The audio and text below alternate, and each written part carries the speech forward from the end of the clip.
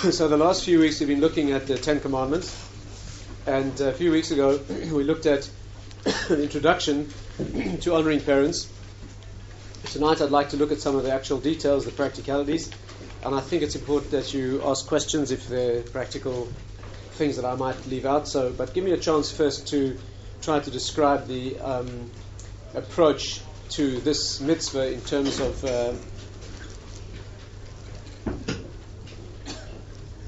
practical halachic expression. On that occasion we discussed the introduction. Why is honoring parents one of the Ten Commandments? There are many other critically important things in Torah. Everything is really why these 10, and why honoring parents. We also discussed why honoring parents is the fifth of the 10, when it's very clear that the first 5 commandments are between humans and God, and the second 5 are interpersonal between humans. So why is honoring parents, which is really between people, after all, me and my parents, why is that listed on the first 5, which is really my relationship with Hashem? We tried to explain then that really honoring your parents correctly is incredibly important in the sense that it takes you back and links you in, locks you in, if you like, to a relationship with Hashem. That means that when you relate to other people, you're also relating to Hashem, because each person has a spark of divine essence in them. But when you relate to your parents, there's a unique aspect of human relationships, which is that these are the only people in the world that are the direct cause of your existence. And therefore, when you connect to them correctly, you're connecting back to the chain that ultimately takes you to the beginning of all humanity, which is a product directly of Hashem's handiwork, as it were, and that's how you begin the journey back into God consciousness and connecting with Hashem. And it should be a small step from here to understand why honoring grandparents. Can you see why honoring grandparents is also an obligation? Can you see that? Let's pretend this evening we're not English. Let's pretend we're South African. Are we together? Yes. Just work on the accent, it'll be fine. So honoring grandparents, obviously, that's the next step back. If you're looking to follow the chain back to the beginning of humanity, then looking back to your parents is really the beginning of a process, and looking back to grandparents. And in fact, the Torah makes no distinction between parents and grandparents in many ways, and we'll see, hopefully, that you also have an obligation to relate to grandparents. Fascinating discussion about exactly what the derivation is. So let's this evening turn our attention to the mitzvah of honoring parents. A lot of surprising things that people are not aware of. And let me try to paint a picture of this mitzvah. I think maybe a good way to start is by saying that what many people who have not studied these things have a picture of this mitzvah is quite mistaken or distorted. Most people think that honoring parents means a certain emotional reverence and sort of looking up to them in a certain relationship, a psychological, emotional relationship. The truth is that's the least important part of the mitzvah. The least important part of the mitzvah is really how you think about your parents, or how you sort of respect them, as we say in English. It is important. You are supposed to identify qualities that your parents have that are worthy of respect. After all, you can't respect them for things that are not worthy of respect. Yeah, some people have parents who are not worthy of respect. They do have parents who are problematic, evil, bad, immoral. Well, you're not supposed to respect that, that's for sure. So even in the case of parents who are immoral or abusive and in fact cause tremendous suffering to the child, ongoing suffering, even there you should try to identify something that is good. Not even the worst person in the world has something that they do. Somebody who's terrible all the time, at least they're consistent. So you should look for something that's worthy of respecting your parents and look up to that. That is true. But the mitzvah is really a practical thing. And in fact, many authorities like the Rambam hold that even if your parents are really bad, you're fully obliged in all the mitzvah of honoring parents. That means even where you have to have a complete disparity between disrespecting them and their values, you still have to do all the mitzvah obligation, like standing up when they walk into the room, not using their first name, not contradicting them. Why? Because here's the key. The mitzvah of honoring parents is not an emotional respect, right? Because you ought to respect them. It's a specific halachic process because they brought you into the world. And therefore, in the most extreme example, your parents never knew you. They gave you away. They first abused you and then gave you away. You were brought up by foster parents, right? You never met your parents before, except for when you were... And then one day you meet I have a friend who met his mother when he was 35. I have a friend. He was adopted. He has respect. He owes that mother who brought him into the world these mitzvahs. The fact that she didn't bring him up, the fact that he never knew her, that's not relevant to the mitzvah. So let's try to get that clear. And then many other misconceptions. I'll give you one classic one. A woman came to see me once, and I'll never forget this because it's one of the rare occasions in my personal experience where I was successful in counseling. You know, I spend a lot of time counseling people. People end up doing what they want to do. Usually they come and they seek your advice, but they end up doing... Sometimes if you're a skilled counselor, you can help people want the right thing. Sometimes, if you know how to do it. But to get somebody to do what they don't want to do, usually they don't hear that. They only hear from you what they want, usually. So it's difficult to be a counselor and to try to help people. But on this occasion, it was dramatically successful. So I'll never forget it. She came to see me. She was a woman who was on the verge of collapse. She walked in shaking. She had big rings under her eyes. You could see on the verge of a breakdown. Why? Because she had a mother who was very problematic. Very problematic. I'm talking about a mother who lived only by the sense of guilt that she could suck out of her children, right? You know, the mother was divorced, not surprisingly, from the description. I think the husband had run off with a maid. It was a desperate last resort. And the mother insisted on living in a big old house in a very dangerous part of town on her own, so that the daughter would worry. Right? And every night at 1 o'clock in the morning, she'd phone the daughter and say, "I'm having chest pain, you have to come over." So she'd get out of bed and drive across town on her own, dangerous part of town, to go and see her mother. And that's happening every night. So the girl's on the verge of collapse. Her marriage is just about to collapse. Husband can't take it anymore. She's emotionally, she doesn't sleep. And then when she gets home in the morning, the mother phones her, keeps on the phone for an hour or two, putting the clause of guilt right into it. Why is she doing this? Because she thinks she's obliged to do this to honor her mother. If your mother calls, you should go. So she thought that, you're not a particularly religious girl, but she thought that she's a Jewish girl and she has an honor, she has a mitzvah to honor her mother. And therefore she has to do these things. Right? And I didn't counsel her. I simply sat there for 20 minutes and learned with her the laws of honoring parents. For example, a woman is exempt from honoring her parents while she's married. A woman is completely exempt from honoring her parents while her husband needs her. Right? If she's with her husband and the mother calls, you don't go. Because the law is, you're not allowed to disrespect your parents. You can't transgress the dishonor aspect of parents. And if your husband's not around, you have to go and see your mother. But a woman is exempt from honoring her parents because her husband comes first.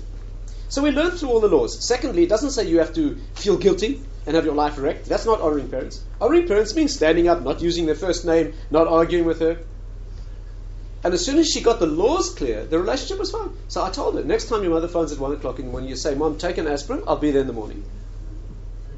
And when the mother phones in the morning, instead of crying on the phone because she makes you feel guilty, take the phone and speak to your mother and go, yes, no, you know, and do what you have to do. So 3 days later, the problem was solved. The mother now phones the son in Australia and drives him crazy. But we solved the problem simply by clarifying. The girl didn't understand. She thought the law of honoring your parents obliges you to feel terrible and to feel guilty and let your parents wreck you emotionally. And it's explicitly not right. The Talmud says, for example, let's say you have an emotionally difficult relationship with a parent and you get to a point where you cannot take the relationship. It's too harmful for you emotionally. You can leave them and make sure they're taken care of by somebody else. The Talmud has a case no less than an Amoy, one of the Talmudic sages, whose mother became a little elderly and a little senile. And when she got older, she started asking him to buy her expensive jewelry. So he used to buy expensive jewelry for his mother. Then she started asking him to find her a man as good looking as him for her. And he felt it was a bit extreme and he went to live in Israel.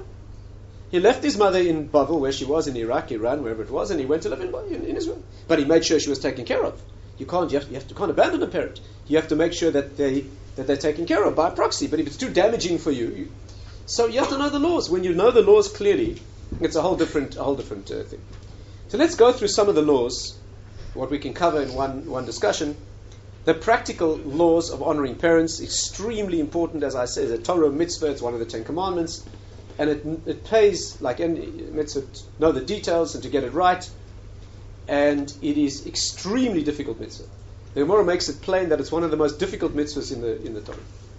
You know that the Torah famously does not give reward for mitzvahs. You know that. It gives punishments, but doesn't give reward. Right? We know there's a sense of reward according to how difficult a mitzvah is. That's one sense of reward, what's called lefum tsara agra, according to the difficulty is the reward. But the objective reward, the cosmic effect of mitzvahs, we're not told. There are only two mitzvahs that the Torah tells you a reward for.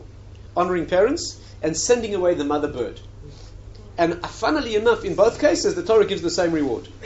Length of days, whatever that means. Long life. Whatever long life means. It doesn't mean in this world, it means in the next world. And the Talmud says like this, these are the most difficult and the most easy mitzvah in the Torah. Sending away a mother bird, there's nothing easier. Just shoo away the bird, just go like that, the mother bird flies away, take the eggs on the chicks. You're not allowed to take them when the mother's there. Easiest mitzvah. Reward, long life. And the hardest mitzvah in the Torah is honoring parents, and it gives the same reward. To show you that you can't tell the reward for mitzvahs. It's not given to us to know which mitzvahs. And the Medrash, this is not tonight's subject, the Medrash says that if the Torah would tell you what the reward is for the mitzvahs, we'd all do the high-paying ones. Everyone would spend his time doing the mitzvahs that you get more reward for. And the garden would not be beautiful. All the plants would not be planted. So Hashem doesn't tell you the reward for mitzvahs. And therefore, the example is given, the easiest mitzvah, the hardest, the same reward. But we learn from this that honoring parents is a very hard mitzvah. It's almost impossible to do adequately. There's one case in the Talmud of a son, one of the rabbis, whose mother was walking outdoors and her shoe broke. Her sandal broke. So he insisted that she walk back to the house on his hand. Right? When the sages heard about it, they said, you didn't even begin with a mitzvah. That's nothing. To really honor parents properly, right, is almost impossible, very hard, and so it pays to understand how to do it. If you have the special privilege of having difficult parents, then you can do the mitzvah better, right? More effort, you can specialize in it better. So that is a special privilege. So let's try to understand tonight the mitzvah. The mitzvah falls into two categories. Right? One is called kibud and one is called yira. Let me try to explain the difference.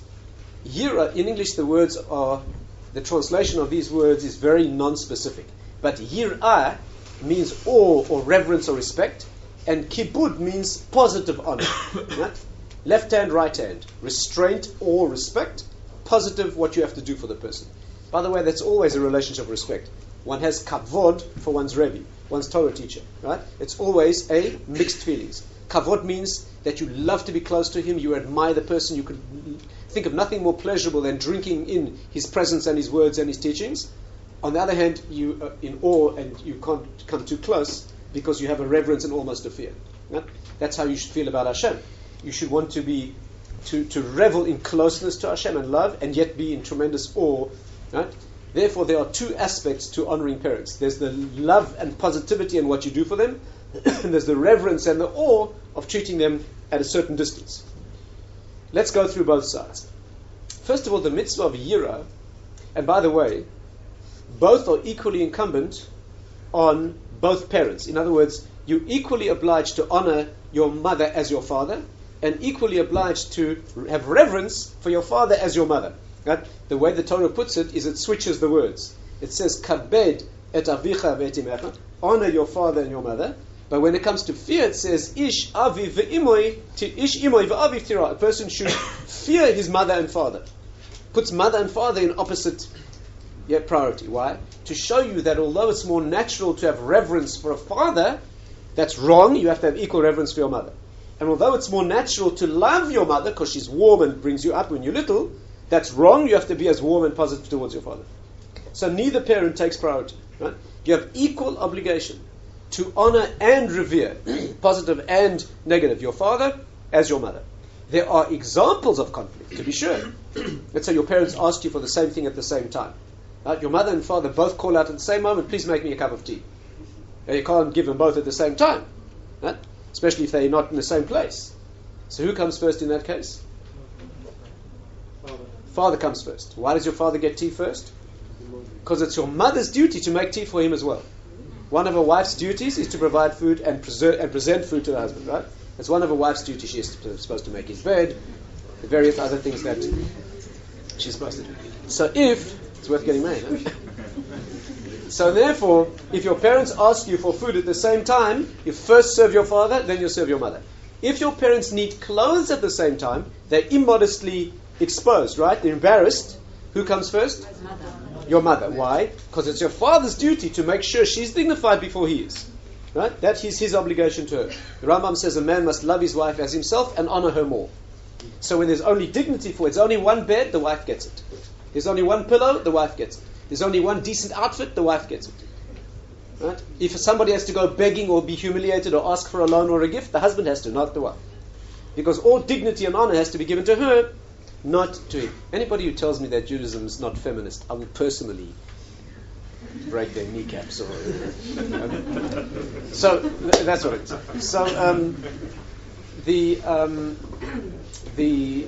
So you have equal thing. If a priority presents itself technically, you have to know what to do. Same applies to grandparents and parents. Who comes first? Your grandfather, your father. If there's time, we'll try to discuss that. But the law of honor and reverence is actually equal, applies to mother and father, and applies equally to a daughter and to a son, unless she's married and her husband needs her. There's particular specific exceptions. Let's try to go through an approach to both of these and try to speak out the details.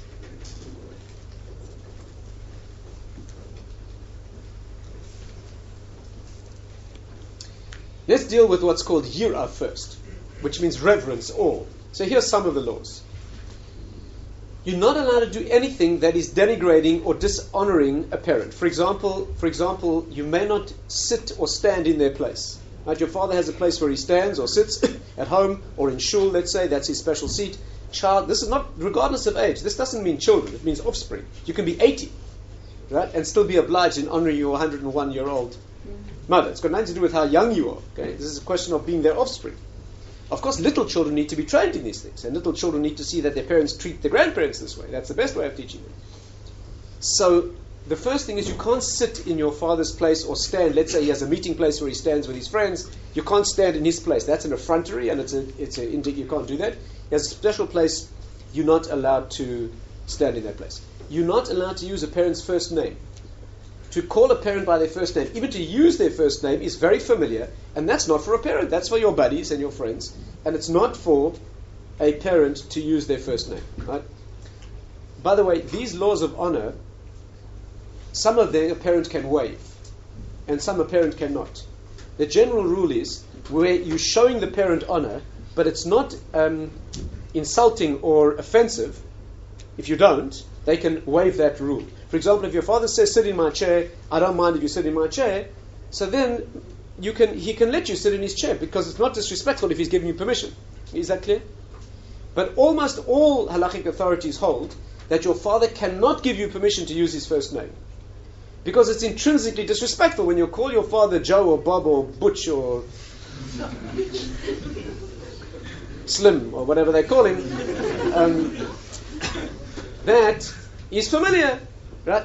By the way, it's forbidden to call someone by a nickname that's derogatory anyway, not only your parent. You know that the Rambam says you lose a share in the world to come for calling somebody, for coining a nickname for someone, or using a nickname that you didn't make up. Right? So you're not allowed, I'm not talking about nicknames that are derogatory, right? In Judaism, you lose a share in the world to come. If you've got a friend that you call Slobo, or that's not good. If it's a neutral nickname, it's just cool, or it's a husband and wife calling each other cookie face, or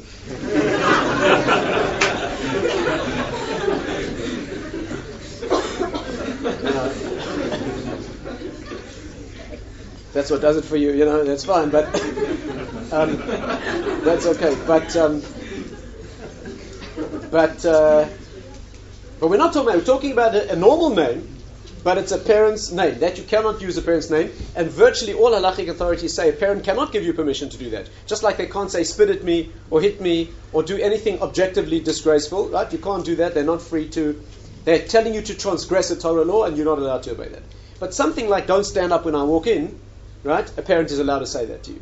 You can sit in my place. That a parent can waive, because that's not intrinsically disrespectful. On the contrary, when you do stand up for them, that's respectful. But if you don't stand up because they don't want you to, that's not intrinsically disrespectful. So here's some of the details. I'll stop afterwards. Yeah. To not stand in sit or stand parent's place, that's mother or father. To not use a first name, the basic approach is like this: if your parent is not present, this regardless if they're alive or not, by the way, even if a parent's not alive, no longer alive, all these laws apply. Right? So, and there are some additional laws apply. You're supposed to say a certain respectful title about parents when they're no longer alive, refer to them a certain way. But here's the rule about using a name. If your parent is not in the room, then you can use their name if it's a common name. Is this clear? If your father's name is Joe or Bob or David, right, a very common name, if he's not in the room and you happen to mention that name, people present will not assume you're talking about your father. Is that clear? Because it's a common name. You don't have to be talking about your father. So you don't have to be careful not to use that name.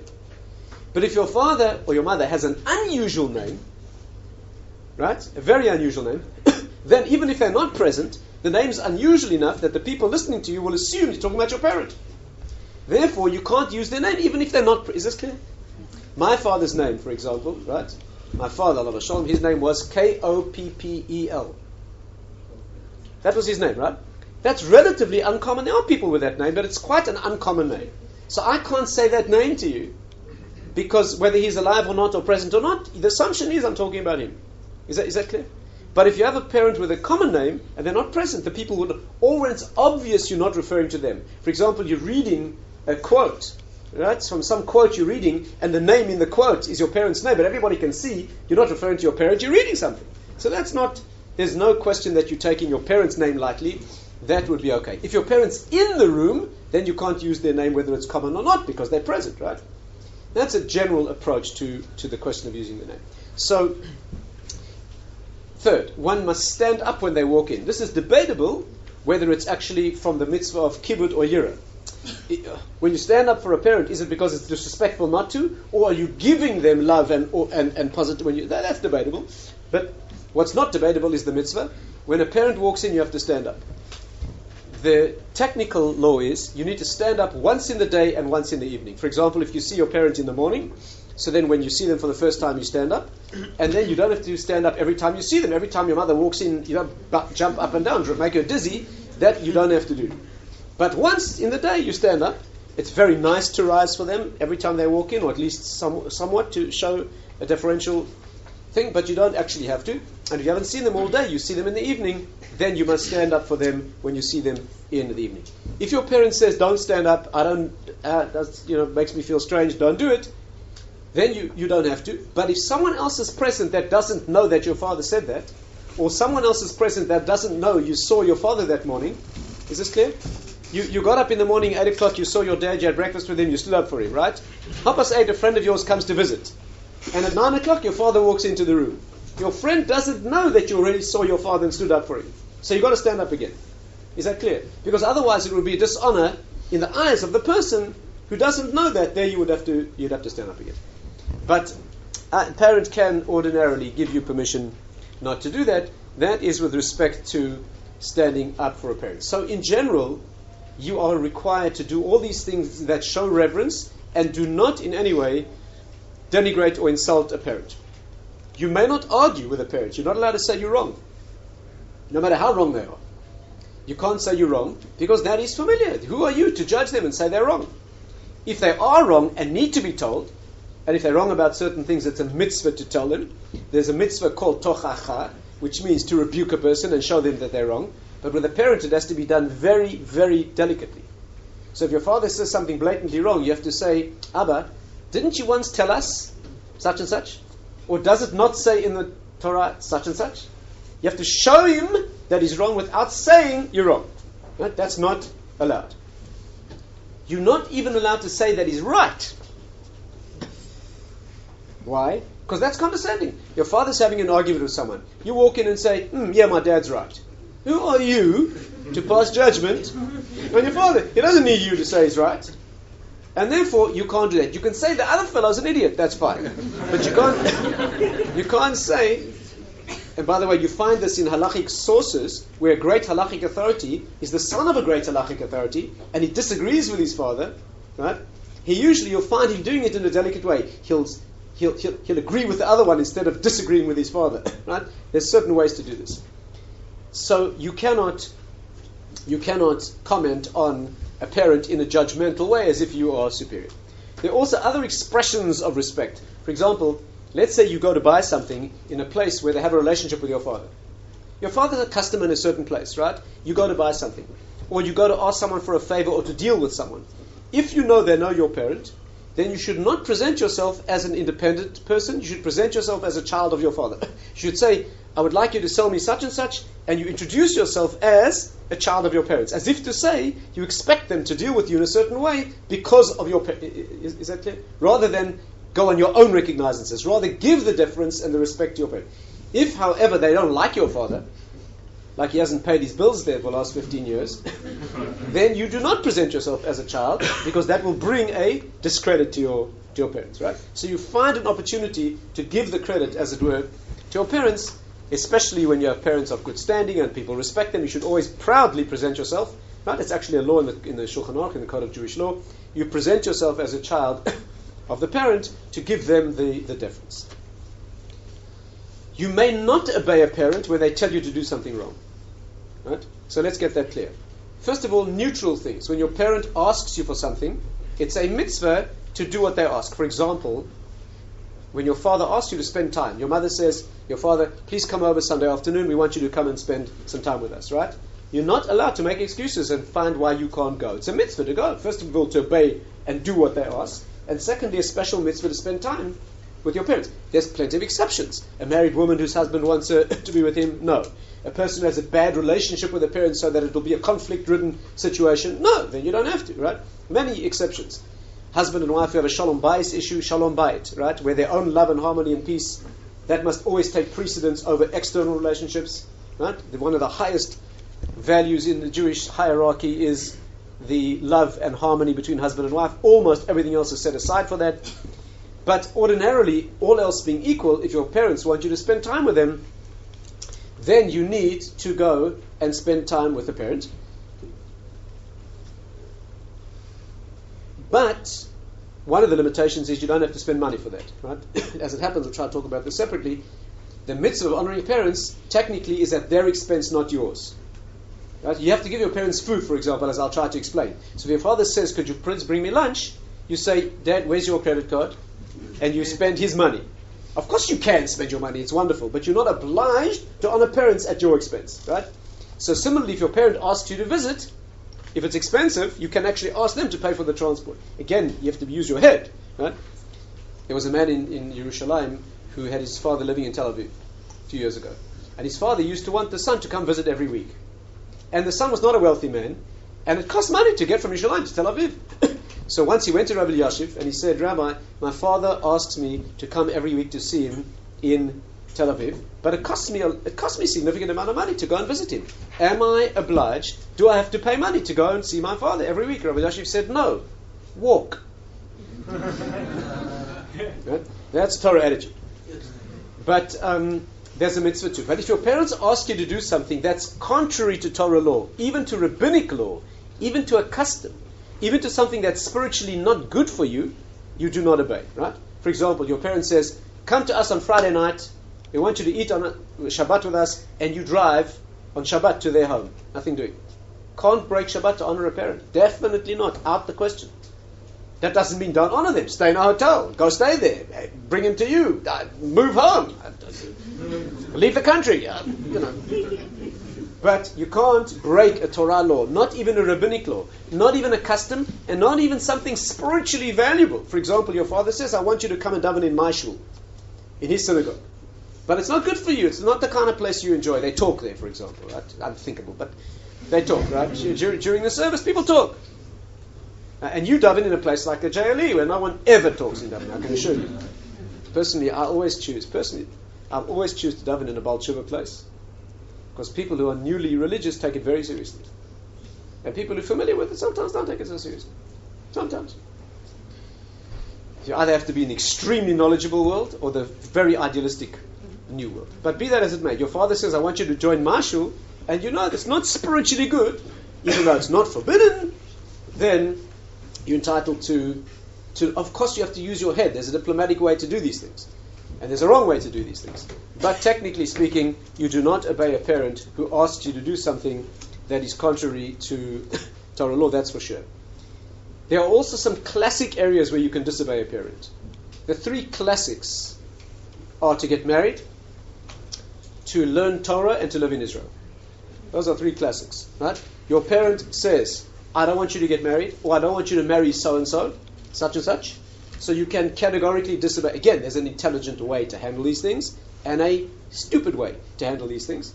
But when push comes to shove, if your parents do not want you to marry, or do want you to marry somebody that you don't want to, or don't want you to marry somebody that you do, then you are allowed to disobey your parent because it's your marriage, and you have to marry somebody that you feel is suitable. The only place parents can interfere is where you've chosen someone to marry who's an objective disgrace to the family. Right? A real disgrace. A disgrace doesn't mean they've got the wrong color eyes or hair, or they Iraqi and not Iranian, or Iranian not Iraqi, or they Sephardi and not Ashkenazi. That is irrelevant. That's not called a... Yeah. What's a dishonor is somebody who's very problematic. They got a criminal record, they're married already, they, something that's really, really odious, that's a disgrace to your family, not because your parents think it's a disgrace, it's got to be somebody objective. That is a different issue. But if it is not a question of disgrace, then your parents cannot impose. It usually makes very good sense to take parents' advice, very good sense to listen carefully, right? Like one lady came to me for marriage counseling with a totally wrecked marriage, totally bizarre marriage. And after 5 months discussion, it was obvious that the man was just totally unsuitable. So I said to her, why did you marry him? She said, because my parents told me not to. You make your bed? So that's the first thing. The second thing is to learn Torah. If you want to learn and your father says, no, I want you to go and do something secular or whatever it is, again, there's a sensible way to handle this and a silly way to handle it, right? When push comes to shove, Torah learning comes before, generally, comes before secular pursuits and other things, including the quality of learning. You want to learn at a better level or in a better place. It's better for you. And there's an argument, technically speaking, you can disobey a parent. And thirdly, classically, if you want to live in Israel and your parents say no, or you want to live in Jerusalem and your parents say live in Tel Aviv, by the way, it's a very interesting law. You know, you can sue for divorce in Judaism. A couple, spouse. One wants to move to Israel, one doesn't. The spouse who wants to move to Israel can insist on a fully paid divorce, right? Because they're in the right. And if you live in Tel Aviv and you want to live in Yerushalayim, the spouse has to agree. And now there's a right way to handle these things, and there's a wrong way, right? There's a sensible way and a disastrous way. But technically speaking, and therefore, those are the three things that you can, technically speaking, disobey a parent. But as an example of the right and wrong way to handle things, let me give you an example. I know a person who's a very, very prominent Torah educator today, who many, many years ago, maybe many years, 1967 it was living in a certain country, as it happens in South Africa, and he wanted to go learn Torah in Israel, in Yerushalayim. In those days, there really weren't Baal Tshuva yeshivas. It was very new. He was a real pioneer, and he wanted to go and learn. And his mother was terrified. 1967, just after the war, she was absolutely terrified of him moving to Israel. She wouldn't hear of it, but he very much wanted to go learn Torah in Israel. So he went around, asked a number of rabbis, and they all told him what's written, that you have 2 reasons to disobey your mother. One is you want to live in Israel, and 2, you want to learn Torah. And it's written that that's 2 out of 3 things you're allowed to disobey your parent for. You can clearly go. But one wise rabbi told him, before you do that, write a letter to Rav Moshe Feinstein, great halachic authority in New York at the time. Before you do that, disobey your mother and make her very distressed, write and ask him what to do. Rav Moshe Feinstein wrote back a letter and said, go and learn Torah in Gateshead, England. Right? When he got the letter, he said, never heard of Gateshead before. And secondly, they won't take me. Gateshead's for black belts. You know, he was an absolute rank beginner, never learned anything before, could hardly virtually read. Right? He wanted to go learn in Gateshead, but what happened was he applied, and when they saw Rav Moshe Feinstein's letter, they accepted him immediately, and it turned out to be the perfect place for him. The perfect place. He was a South African boy. Gateshead was an English place. It's a very common mentality. They absorbed him, and he became an extremely successful place. I know, had he gone to Israel and tried to get absorbed into an Israeli yeshiva where they feed you garlic flavored with eggplant for breakfast, and can be a little positive in their method of relationships. it would have been very difficult for him, and turned out to be the perfect lesson. So there's wise way to handle these things and unwise way to handle them, but that is, I can't resist telling you another classic. Here's a classic. There was a young man who wanted to go and study in yeshiva, American young fellow, and his parents were very, very insistent that he should go to college. There's Torah learning, it's not going to earn you a living. We want you to go to college. Terrible argument. And they eventually decided to go and ask Rav Moshe Feinstein. The son knew he's allowed to disobey his parents. He wants to go to yeshiva. They want him to go to college. Couldn't agree. They went and asked Rav Moshe Feinstein, right? Genius, halachic authority. He must have been in his 80s, I think, as an elderly man at the time. They went to ask him. So they went, the father, the mother, and the student, they went to sit at Rav Moshe Feinstein's table, and they were the father knew that he's dealing with a famous rabbi. So he prepared himself very well. He's going to say to the rabbi, should my son go to yeshiva or college? Obviously, the rabbi's going to say, go to yeshiva. So he prepared himself. And this is what happened. They sat around the table, and the father said, Rabbi Feinstein, I'm going to prove to you that my son should go to college from a Torah proof. I'll prove to you that according to the Torah, my son should go to college. And here's the proof. The Torah says that every person has 3 partners to his creation. The Gemara says, every person, there are 3 parties that create him. His father, his mother, and Hashem. That's what it says. Right? Now, that means that this boy here, my son, there are 3 partners to his creation. There's me, his father, this lady, his mother, and you, Rabbi Feinstein, you represent Hashem.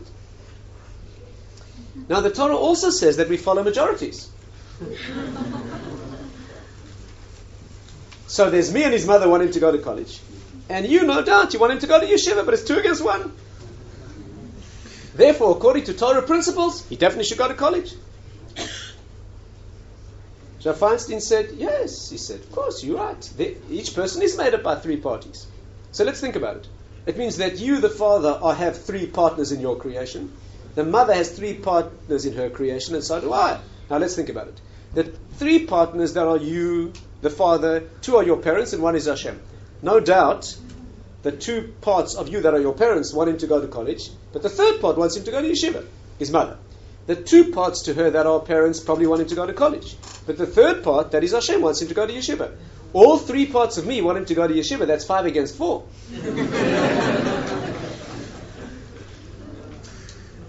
The father said, Rabbi Feinstein, if that's what they learn in yeshiva, that's where he's going.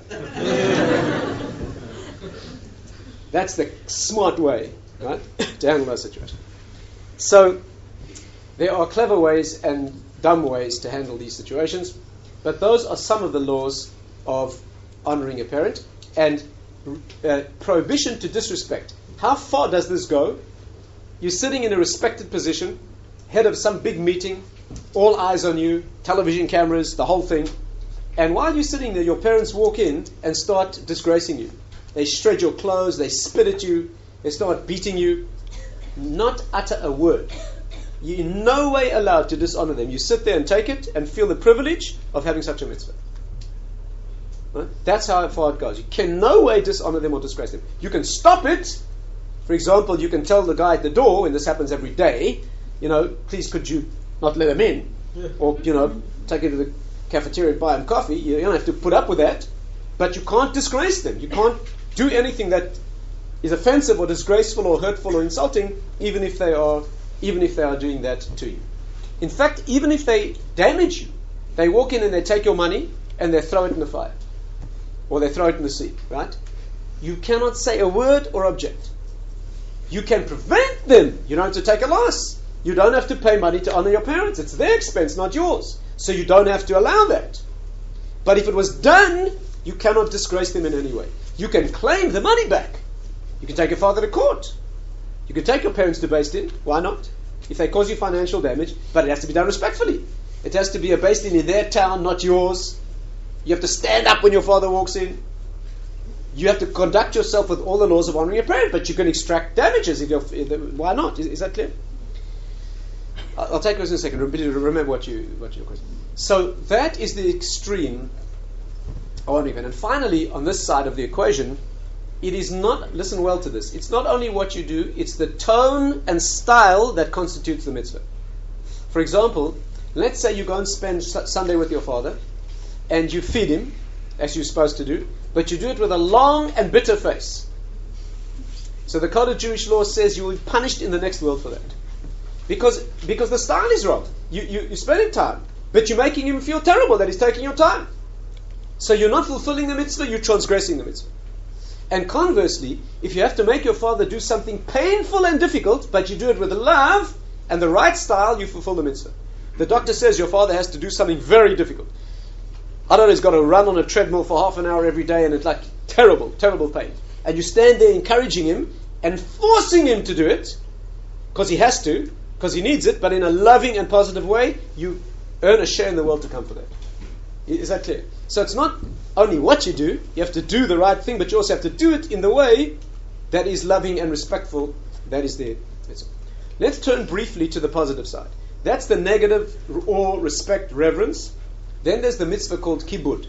Kibud ava'im means that you are required to do certain positive things for a parent. And here's what you're required to do.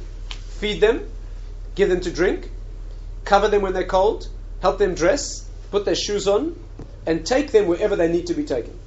And that's it. I'm talking about a parent who needs help dressing. You don't arrive in your father's bedroom every morning, try to put his clothes on when he's perfectly capable of doing it himself. That's not the mitzvah. Talking about a parent who cannot manage, who needs help. They need to be taken somewhere because they're infirm or they can't see properly or whatever it is. So you have a mitzvah to feed them, to drink, help them dress, keep them warm, and take them wherever they need to be taken. Yes, all these can be done by proxy if necessary, if you don't live in the same country or you can't, etc. But that is the mitzvah that you're required to do, and technically at their expense. Putting clothes on doesn't mean you have to buy the clothes. If your parents can't afford what they need, then you certainly have a mitzvah to spend money, but the mitzvah is called tzedakah, charity. It's not called honoring parents. Is that clear? So your parents don't have enough to live on, and you have more than enough. So your 10% of charity has to go to your parents first. Right? In the priority of giving tzedakah, parents come first, and unusually, tzedakah should not be given to only one place. One should try to give not more than 50% of one's charity funds to one source, to one place. But if it's your parents, whatever they need. And by the way, not only giving them enough to survive, giving them enough for what they're used to, which by the way is a general law in tzedakah. If you support somebody who has a certain lifestyle and he comes on difficult times, it isn't only a mitzvah to make sure he's got enough to survive. It's a full mitzvah to give him the dignity of what is appropriate for his station, right? And certainly with parents. So parents are first in the hierarchy. Grandparents are also there. Other relatives, even an ex-wife also. Actually, there's certain obligations, although you shouldn't have personal contact with, if possible, with an ex-wife. But there are other relatives that also, and there are other hierarchy of obligations too. You're obliged to give charity to people in your city before people in another city, unless it's Yerushalayim, because that's every Jew city. But parents certainly qualify first on the list for tzedakah, but not because honoring parents requires the expenditure of money. So that is what one's required to do. And again, if you can't do it yourself, then you have to see to it that it's done. The law, in fact, is that when there's more than one child in the family, they have to share the burden of taking care of their parents. And if expenses are to be made, it must be done in proportion to the wealth of the various children in the family, to see that the parents are taken care of at the level that is needed. If you can't do it personally, then provide it for through a proxy. So in summary, what we learned this evening, and I'll stop in case there's questions, I'm sure there's things I didn't cover. In summary, there are two branches to the mitzvah which are meshed. The one is the awe, reverence, respect, standing up, not using their first name. That's the one side. And then there's the positive side of doing for them what you are required to do, right? Which is certainly feeding, clothing, etc. And dubious in which category, spending time with them, quoting their, presenting yourself as a child of theirs to give them honor, those sorts of things. But those are clearly the obligations. That's the basic approach to this mitzvah. Let me stop now for the questions because it may be important. Yes, please. What happens with they ask you to buy them any cigarettes or alcohol? What happens if your parent asks you to buy something for them or do something for them that's harmful? There's a general law that you're not allowed to do anything for anyone that's harmful. So anyone asking you for cigarettes, you're not allowed to buy. Rabbi Moshe Feinstein 30 years ago wrote, you can't even pass the matches to a smoker because you're aiding and abetting. Yeah, you're not allowed to. So that applies in general, by the way. Someone comes to your door and asks you for money. He looks like the kind of person that you have doubts about what he'll use the money for. Maybe he'll use it for alcohol or something that'll be harmful. You give him a sandwich. Don't turn him away empty-handed. Give him fruit, give him a sandwich, right? If you're in doubt and you can only give money, give a small amount. So you're not allowed to do anything for anyone that is harmful, certainly not for parents. You have to do it lovingly and explain to them why you're not allowed to buy the cigarettes or the alcohol or whatever it is, if it's bad for them. That you can't do. Yes, please. But shouldn't those things be bad for you in the first place? If they're bad for you, should they not be not allowed anyway? I said so. That's what I just said. If you're allowed to drink alcohol. That's what I said. If it's not good, you can't do it. A certain amount of alcohol happens to be saying it's legal anyway. Legal doesn't mean it's... We're allowed by Jewish law to smoke and drink. Is that so? Well, we're not. Is that correct? Well, we drink wine. That's not smoking. Whoa, slowly. All halachic authorities today agree that smoking is not allowed halachically. Definitely. The consensus of opinion is bad for your health. Then they say if you've started already, you can carry on. If you're addicted, you can keep it. They don't say that. No. Addiction is not a reason. It's true that many years ago Rav Moshe Feinstein didn't take that step in his responsum to say that if you're already a smoker, you have to stop. He didn't say that. Many interesting reasons why not. That may be.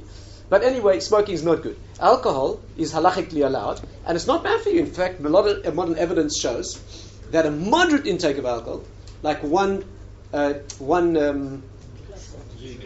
unit or a couple units a day, is actually very good for your health. The previous evidence was red wine particularly. Today the feeling is all alcohol. Pregnancy is a different thing, but absolutely, if it's good for your parent, you should do it for them. Yes? And you stated before that a parent cannot that parent can't tell you if you can marry or that you can't. What if you said unless it's a disgrace to your family. Disgraceful. But what if the spouse is, or the future spouse is righteous, or they're not disgraceful but they're Gentile? If the future spouse is Gentile, you can't marry them not because your parents don't want. No, but if you wanted to, would that also be? Again, you can't marry a non-Jew because it's not valid, not a legal marriage. You can have a wonderful relationship with a non-Jew, but what's called kiddushin, that means Jewish marriage, does not take effect with a non-Jew. Just like two men cannot marry. They can have a wonderful, incredible relationship and have a very deep love, but kiddushin is not valid. It has nothing to do with the parents' opinion. Would that still come under? This has got nothing to do with honoring parents. Don't get confused. You can't marry a man, and you can't marry a non-Jew because it's not valid in Jewish law. It's nothing to do with parents. Yes. Are you allowed to dishonor one of your parents if he's dishonoring the other one? Let's say your dad's beating up your mum, are you allowed to step in? Well, you just said two things. Can you dishonor one parent when he's dishonoring the other? Can you step in when your dad's beating your mum? Well, now let's get this clear. The same day. No, that's not a dishonor. You can't dishonor you can't show dishonor to a parent. But by the way, a very good general rule is don't mix in. A good general rule: don't mix in. Okay? You don't know what's going on between them. Stay out of it. When it's more than unpleasant, there's sharp objects flying, and there's like blood on the walls. Yeah, then you're certainly obliged to step in. You have to do it respectfully. You have to say, "Excuse me, Dad," and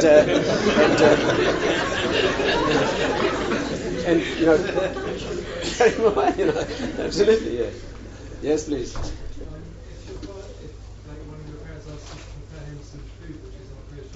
Yes. Completely forbidden. Completely forbidden. If your parent asks you for an unkosher food, okay, do you have to get it? There's one scenario is where he could get it himself anyway, and one is where he's totally dependent on you to get it. Even if he could get it himself, you're not allowed to do it. Even if you say, well, don't bother, I'll do it myself. So, you're not really making a difference. He's going to do it anyway. Definitely not allowed. That even more so, you're not allowed to do it. Again, if a person can't do a sin themselves and you make it possible, you're the reason why he's sinning. That's called lifnei iver. You're putting a stumbling block in front of the blind. This has nothing to do with parents. No, you can't make it possible for a person to sin. Is that clear? So if a person has an allergy and you give him something that's harmful, or you give him something halachically prohibited, okay, you are guilty of a sin called putting a stumbling block in front of the blind. It's a question if it's a Torah law or rabbinic law, depending if he could do it himself, if he couldn't do it himself. Out the question. Yes, I'm surprised at these questions. I mean, isn't that obvious? Yeah. If you work with your father. Yes, not a good idea generally. No.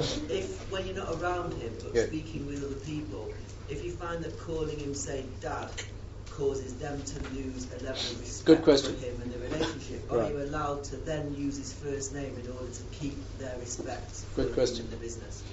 Well, this is a complex question. If you work with your father, your parents, and in the course of your work you need to use his first name in the context, are you allowed to do that? First of all, like this: in many cases, it's worth thinking about whether it's best for you to work with your family anyway. Sometimes it's wonderful, but sometimes it leads to issues. If you do or you have to, or it's good for you, you should not use his first name. You should come up with a way of doing it in a way that is okay with all the people, but not just throwing his name or his first name around. Technically speaking, if you need to use his name, what's written in Jewish law is you should use some title of respect. In Hebrew, it's much more natural. You say, like they're natural titles. In English, it's very hard to say, my dad, Mr. So and so, or Reb. It's not so awkward when you introduce him. You can say to somebody, "This is my father, Mr. David Cohen." That's more respectful than just saying, "My dad, Dave." So in a walk situation, one should try to find a solution where you don't actually throw his first name. It's not good. No. Yes, please. Does any of this apply to parents in law? Okay, so the question is, does this apply to parents-in-law? Okay, the reason you should obey parents is because it's written in the Torah. The reason you should obey your mother-in-law, okay, is because that's called pikuach nefesh. That's called, that's called life-saving, right? It's like so. Even if you have the type of mother-in-law who needs a place to park her broom when she visits, right? You have to. So let me just mention briefly. It's like this: in-laws, grandparents, older brothers and sisters, step-parents. So here briefly is the law. Step-parent, you have a Torah mitzvah to honor as long as your parents married to them. So if your father married a woman who's not your mother, as long as he's married to her, not that they're not divorced or a parent has died, as long as they actively married, you have a Torah mitzvah to honor the step-parent, okay, as you do your own parent. Grandparents, definitely you have, not great-grandparents. I mean, of course you should, but the mitzvah is parents and grandparents. An interesting three-way argument why you have to honor your grandparents. Very briefly, I don't want to keep it too late. One opinion is because the Torah makes no distinction between grandparents and parents. So therefore, since it deals with grandparents as if they're parents or grandchildren as if they're children, so there's no distinction. You honor them like your parents. Second opinion is you honor your grandparent, your grandfather, because he has to teach you Torah. There's a Torah mitzvah to teach your son and a Torah mitzvah to teach your grandson. Livnecha v'livnei vanecha. You have to teach your son and your son's son. So since your grandfather has to teach you Torah, you have a mitzvah to honor him. The third opinion is that you have to honor your grandparents because your parents do. The reason you have to honor your grandfather is because your father has to. So you have to do that too. Now, if you think about it, you'll realize we have no academic arguments in Judaism. Academic. It makes no difference, but academic. What's the difference? Why? You have to honor your grandparents. Answer is it makes a big difference. For example, if you have to honor your grandfather like your father because he's similar to your father, then he doesn't necessarily come first. If they ask you for tea, it doesn't mean your grandfather comes first. But if you have to honor your grandfather because your father has to honor him, then your grandfather definitely comes first if you ask you for tea, because it's your father's mitzvah too. So it's not academic. I'm not going to go into the details, but the bottom line is whichever the priorities are, you certainly have to honor grandparents. In-laws, you have to help your spouse in her mitzvah of honoring her parents. That's why you honor in-laws. And you have a Torah mitzvah to honor your older brother. Now there's a dispute whether it's only the oldest brother and sister or any older brother or sister. So it's very, very good sense to honor all of them correctly, and therefore the oldest brother should be served before you. When the food's being served, should be served to the older brother first, right? And you have a Torah mitzvah to honor an older brother. So that's more or less the hierarchy of people that are included, apart from only parents. Yes. Yeah, you mentioned before about sitting or standing in the parents' place. So let's say if my parents weren't home and I invited friends around for dinner. Only if you have permission. Only if I have Yes, you can't sit in your father's place unless he explicitly allows you to do that. And it's not a good idea if the people don't know that and they think your dad's out. Now you sit at the head of the table in his place. That's not a good. What? Would they be allowed to sit in the place? That's a good question. That's not a question of honoring parents. That's just what you call derech eretz. That means to go to a person's home, and the man of the house or the mother of the house has a certain place, and you're a guest, and you go plonk yourself down in their place. There's a certain lack of sensitivity there. Unless it's necessary and it's clear and they've invited you, that's a question of judgment. Yes? Something you said before seems contradictory in my mind. You said that when you go into a shop, you present yourself as the son of your parents. If they know your parents and respect them. Yeah. Then you also said a bit later on about using the example of throw money in the fire. You couldn't stop them. But You can stop them, but you can't insult them. yeah, okay, so you couldn't insult them, but you could tell someone at the door kind of thing. Yeah. If you can do it nicely, sure, to not let them in. That's not disrespectful. Right? Do that. On the contrary, you're doing a very wise thing. If you know your parents come in and they make a scene, it's a disgrace to them. You should be ashamed for them. So if you can have them headed off at the pass in such a way that you won't get into that situation, handle it wisely. Yes. Yes, please. Yes. Nothing hard at the illness. Yes. And talk about one's parents to someone else in order to benefit that other person. So That's a good question. The question is, we'll have to get into all the laws of Lashon Hara. Can you badmouth somebody? Can you say something bad about someone to someone else? So the law is that... your parent. Yep. The general law is like this. It doesn't matter whether it's your parents, your spouse, your child, anyone. When you're talking that bad information to another person under the conditions that the Torah allows, it's a benefit and necessary. You're not exaggerating. It's first-hand knowledge. You couldn't do it another way. You're not doing it vindictively. The damage will not be excessive. All the 8 or 9 or 10 conditions, it doesn't matter if it's a parent or not. Let's say, for example, you have a problematic relationship with your father who's difficult, and you go to a counselor, a rabbi, a friend, a doctor, whatever it is. You can tell him all the details in order to solve the problem, subject to all the conditions. Yes, please. In a situation where your son is a rabbi, does the father have to That's a stand up wonderful for the son? question. Beautiful question. And also, Yeah. follow on from that, you mentioned that you gave an example in a family where you have to honour the older son by serving him first. Yeah. If one of the younger sons is a rabbi, Excellent question. you have to honour that person Right. and serve that brother. The question is, when your father, the son is a rabbi, the son's a rabbi, so the father has to honor the rabbi, Kavod Torah, right? If he's very learned and so forth and so on. The son has to honor the father because I had that situation. My father encouraged me to get into learning much more, and I ended up giving lectures, and my dad used to be present. So when I used to walk in, my father used to stand in the front row and stand up for me, and it was terrible. Yeah? And I try to honor him as much as possible. This is written in the Code of Jewish Law, how you handle the situation where the father and the son have to honor each other, okay, and in public. On the one hand, the father must honor Torah correctly. On the other hand, the son is a learned person, but certainly honor his father. It says very interesting resolutions of whether they shouldn't be seen together in public or how it should work. That's a question. And similarly, older brother, younger brother, and so on and so on. And the answer is for the brothers? No, there's no reason that the older brother shouldn't stand up for a very learned younger brother. Absolutely, honor Torah. Who should serve first? That's a good question. The real question is only when the rabbi is your personal rabbi. For example, that even takes precedence over a father. For example, what's written is this. Let's say a person's father is drowning, and his Torah teacher is drowning, and he can only save one. Saves his rabbi. And the reason is because your father brings you into this world, but your Rebbe brings you into the next world. So he's a higher father in that sense.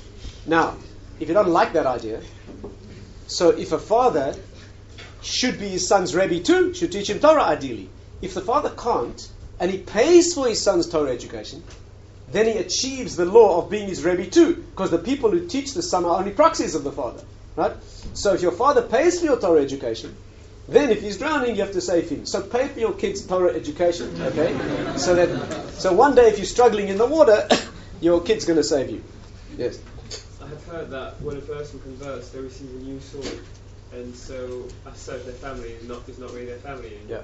So they still have the obligation to honor. That's a wonderful question which we come across often. Maybe we'll finish with this. When a person converts to Judaism, they become a newborn person. Right? So now this person is a convert. What's their relationship with their non-Jewish parents? Who are the ones who brought them into the world? Who do maybe very people worthy of respect. They may have a very good relationship. But technically they're not related anymore. Because a convert to Judaism is a new person. He has no relatives. According to Torah law, a convert to Judaism can marry his own mother or sister if she converts. Right? Again, brother and sister convert to Judaism. They can now marry each other because they're not related. We don't allow this. Okay? There's a very good reason rabbinically why this is not allowed. Excellent reason. But technically speaking, from a Torah point of view, they're not related.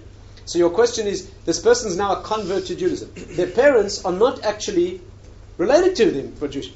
However, it's certainly correct to honor them. First of all, they brought this person into the world. Secondly, it's a human dignity. There are many cases where the child not only wants to honor the parents, they actually want to sit shiva for them when they die, or say Kaddish and things like that. And in many cases, halachic authorities have actually allowed that, even though there's no technical obligation, because it's not a Jewish person, but there's a lot of leeway and a lot of practical experience in this area. Yes? So that you can't draw blood from your parents. Oh, that's a very good question.